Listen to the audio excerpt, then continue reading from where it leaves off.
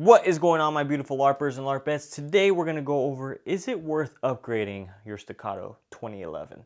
Now, before I get into all that, what is my relationship with Staccato themselves? As I mentioned previously in my other Staccato videos, I do have a close relationship with Staccato. They have sent me firearms in the past, but I have purchased some firearms in the past. So they sent me this one here. I did purchase this C2. And as far as accessories go, the compensator was given to me by the Gun Co. And the accessories that you're going to see in the grip and stuff I did purchase. But let me go over some of the similarities and then go over the differences with the accessories and upgrades that came from the factory. On the C2s here, they're both virtually identical, or they are identical internally, and a lot of the externals, right? So the hammers, the beaver tails, the safety selector, the takedown lever, the frames, the slide, aside from what I'm going to get into in a second, and the sights are kind of the same, right? This one's a little bit lower sitting than the suppressor height sights. But starting off at the first difference that you're going to see here, and this is from the factory, are these serrations here. So on the C2 that you see down here, the stock one does not have the same serrations as the top one here. Now they call these their X series serrations. So when you go onto their customized option, you do have the option of getting them cut out like this. Now, why would you want them cut out like this? One, you're gonna save a tiny bit of weight.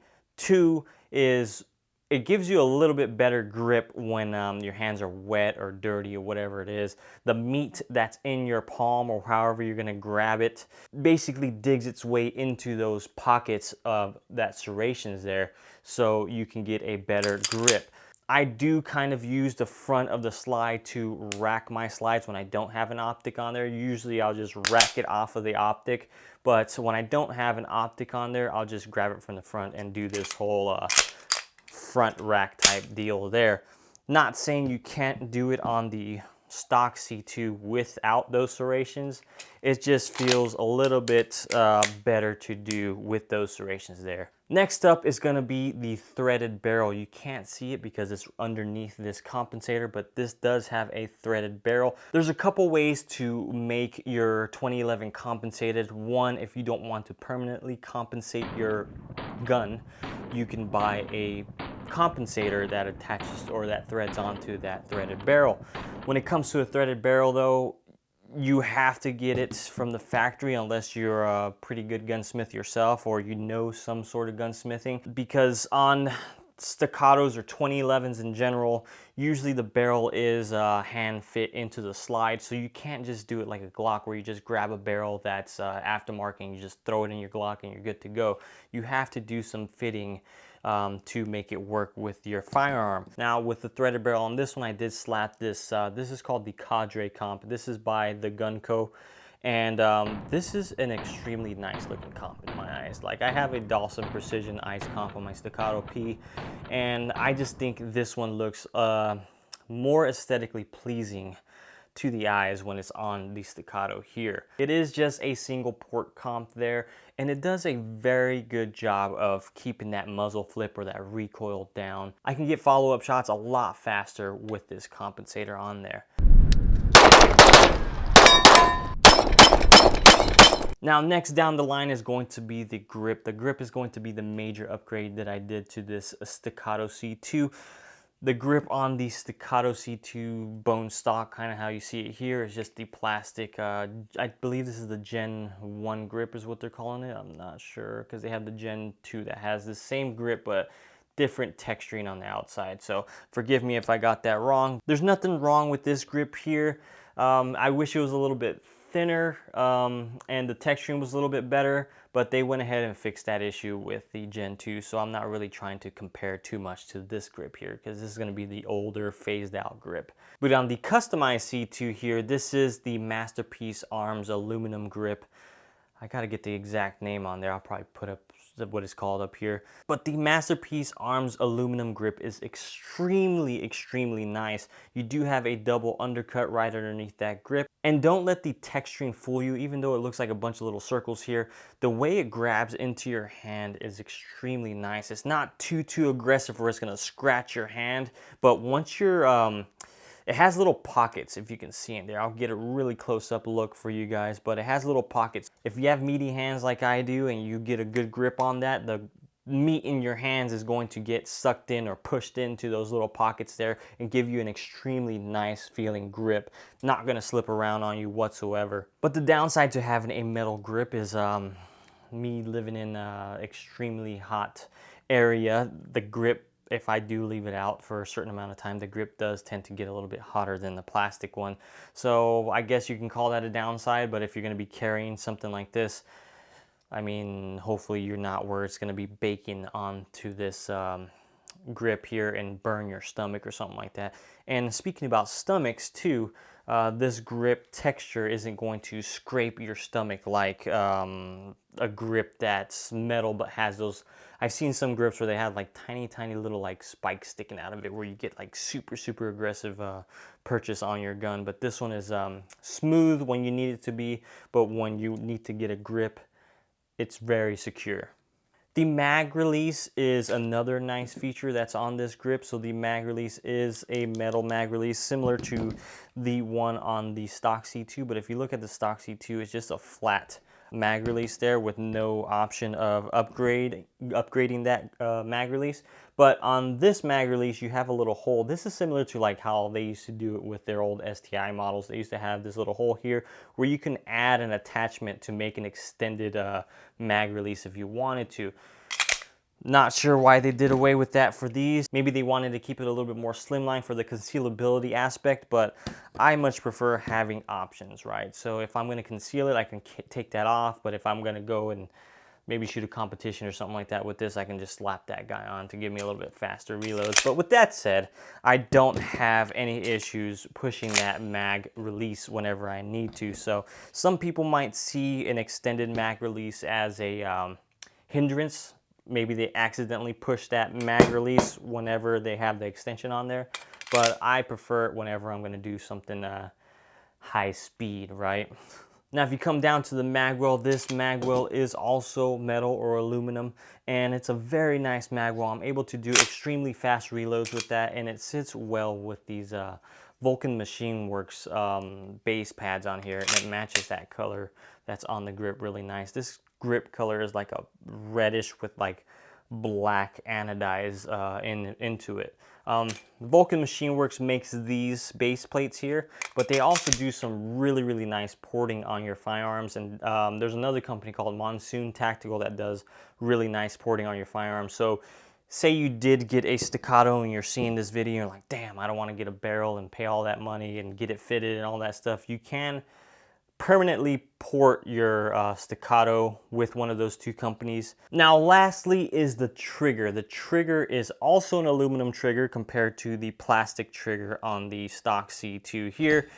This trigger is in my eyes probably the best upgrade that you can possibly get for a 2011 of some sort. I have short fingers, so the longer reach triggers like this one here or other flat face triggers, it's not that it's hard for me to reach them, it's just I'm able to get faster splits when my trigger finger is a little bit bent inwards compared to if I'm kind of trying to stretch out the tip of my finger. So this one allows me to get extremely fast splits because it's so short into the wall already that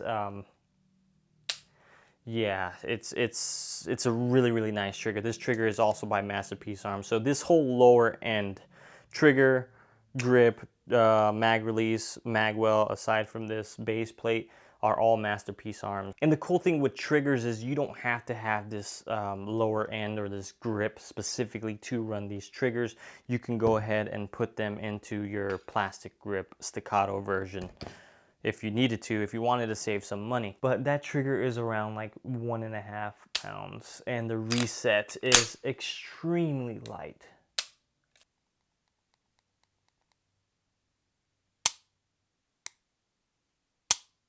Compared to the C2 here.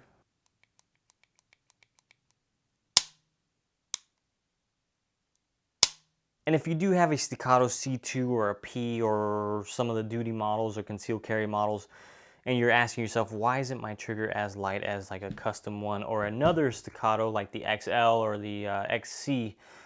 is because they come a little bit heavier and tuned more for duty or carry, right? They want them to not be super, super light. Even though you can get them extremely light, they don't want you to have a accidental discharge and pop one into your PP, right? But aside from that, guys, everything else is pretty much the same.